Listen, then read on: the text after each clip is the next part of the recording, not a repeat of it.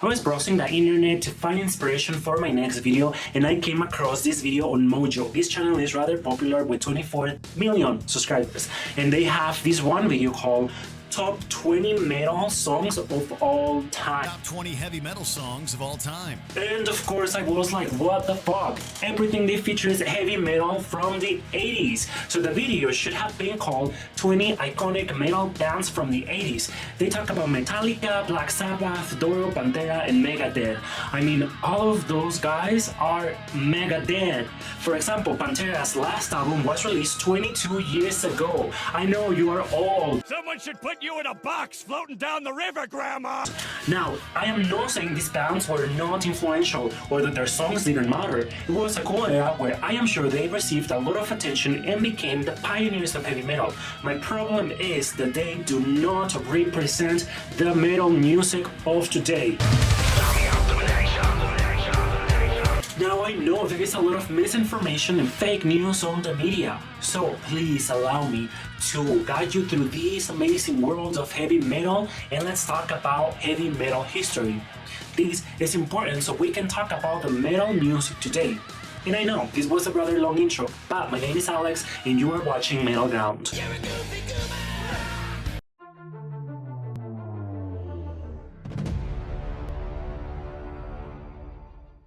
Now, talking about the 80s heavy metal, Halloween, Iron Maiden, and Judas Priest were examples of this music.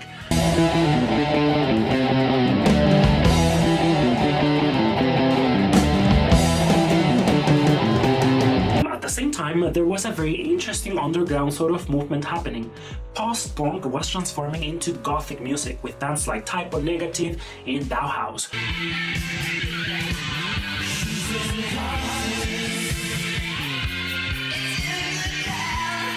In the late 80s, early 90s, new concepts started to rise. Artists were fully committed to mixing styles and sounds, but these seemed to be rather experimental.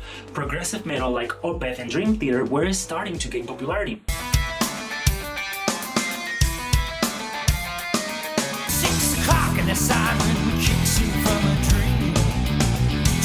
The speed and the dynamism of power metal served as an inspiration for symphonic metal bands like Rhapsody of Fire.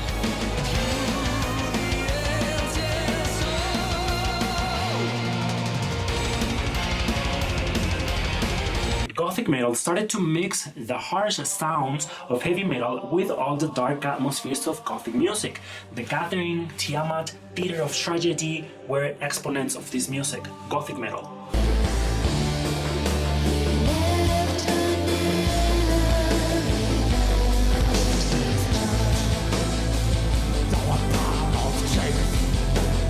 This was important because now subgenres of metal started to rise. Some of the most important bands like Nightwish, Within Temptation, Tristania, Sirenia, To Die For, all of them were created then.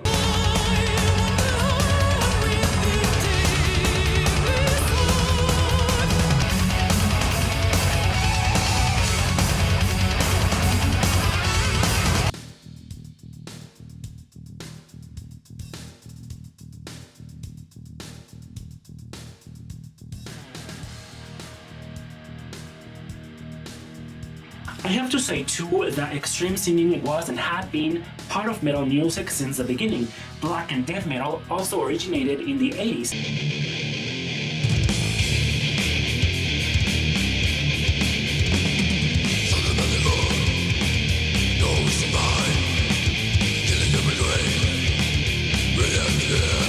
And has evolved with time, also adding sounds of symphonic opera singing from, Immortal to Dimmu Borgir to Cradle of Filth and many more.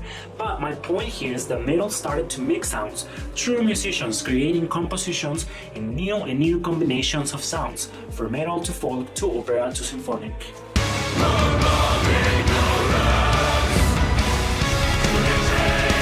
Today we live in an era in which fashion and technology collides between old and new, and for what I see, this phenomena only happens in metal music.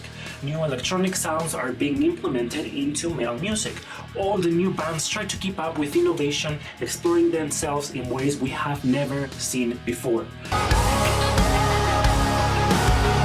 You almost never hear metal sounds in pop music, rap, or anything mainstream. On the other side, we have core metal, which mixes electronic and pop singing styles into metal. Same happens with other styles. Progressive metal mixes anything from jazz music to extreme singing, and a metal ballad that will take you from medieval times to a love story. Is something supernatural.